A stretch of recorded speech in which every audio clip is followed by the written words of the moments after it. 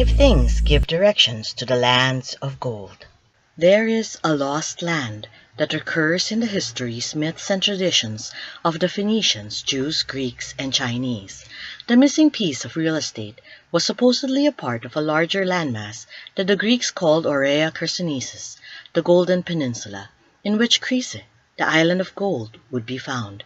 China called it Chin Lin, Golden Neighbor, and a specific island within this larger area was given the name Chinchu, Gold Island. Similarly, India has tales of Suvarnabhumi, where Suvarnadvipa, the island of gold, is located.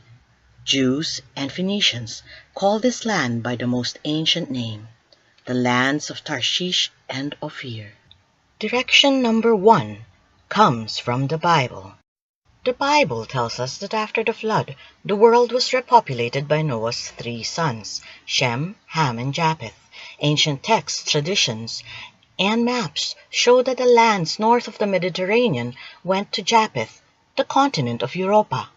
Ham got the southern lands west of the Red Sea, Africa, while Shem got the southern lands to the east, the continent of Asia.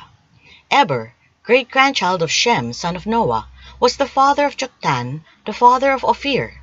Ophir and his brothers were given the lands to the east of this southern domain.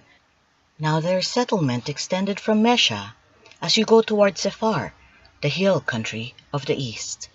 Being one of the youngest sons of Joktan, Ophir may have taken southern lands of the far east, at the very ends of the earth.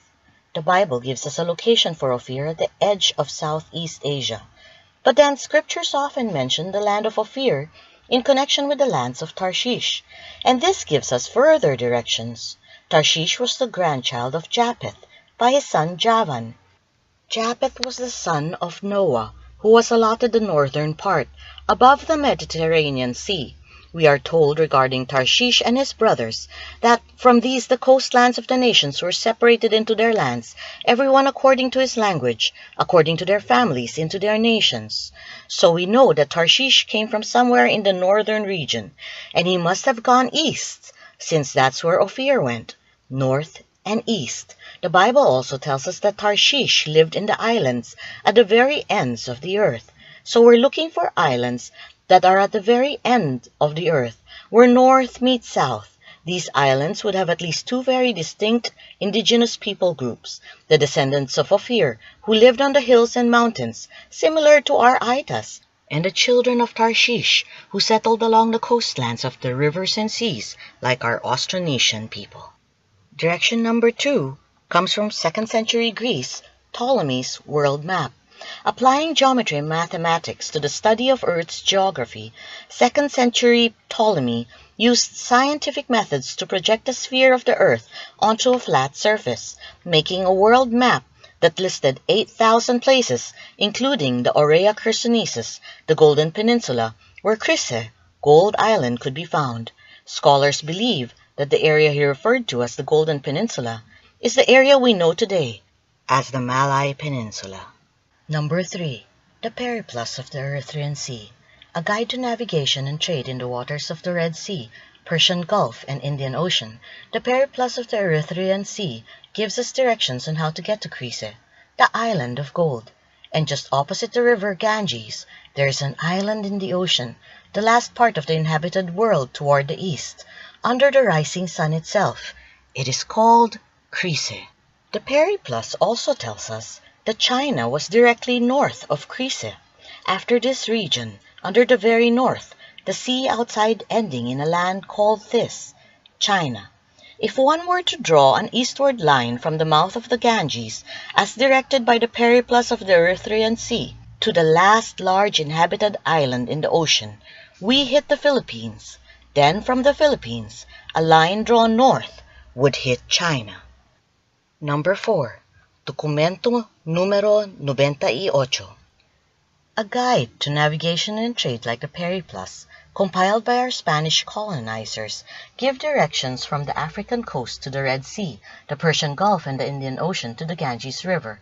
From the Ganges, it seems that they traveled the inland rivers to the Asian kingdoms, under the heading Lusos, in the subheading Ophir, followed by these details. In front of this mentioned China and its land, There are many islands in the sea, and beyond these islands, a land very large that they say it is tierra firme, and other islands where every year there used to arrive 3 or 4 juncos with white people that are big merchants and very wealthy, and they bring lots of gold in bars and silver and silk and lots of very good wheat and very beautiful porcelains and other things that the Chinese carry. To those they call Lusos, and those of Malak, Malaysia, say they are better people and better traders and wealthier and better dressed and more honest than the Chinese. The Philippine archipelago, with the large land masses of Luzon and Mindanao, strategically located in the sea between China and Malaysia, with a long history of trade with both nations, fit the geographical details. White merchants, described by others as bearded men, could have been the few surviving Phoenician merchants who may have later settled and integrated with the Philippine population. Number 5. The Voyages and Adventures of Ferdinand Mendez Pinto. Traveling in the service of the Portuguese crown, Ferdinand Mendez Pinto wrote in his journal of his shipwreck on the island of Lusos while passing through Malaya archipelago. He described Lusos as belonging to a large group of islands that had abundant resources of gold and silver.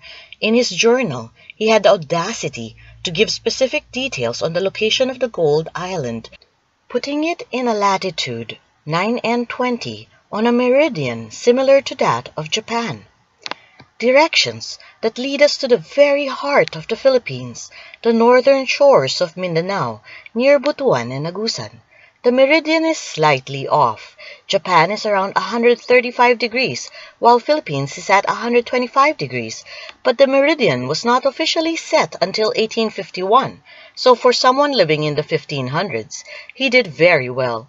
The story of his shipwreck was deemed so outrageous that it was omitted from his book when it was first published. This did not stop Pinto from campaigning to the Portuguese crown, who had established colonies, conquered all along the southern coast, as Malacca, Bauda, Maluco, Sunda, Borneo, and Timor, to conquer the lands to the north, and northwards, China, Japan, and Lusos. Someone must have believed him, for a remarkable map by Abraham Ortelius, the Maris Pacifici, the first printed map of the Pacific and the first map of the Americas, shows the Philippine Islands with both its old and new names, Islas de Lusos and Filipinas.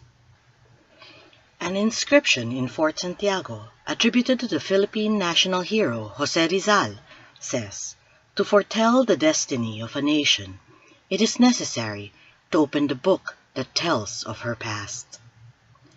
Thank you for joining us in opening the book of the past, in hopes for a brighter future. Learning history, 5 things at a time.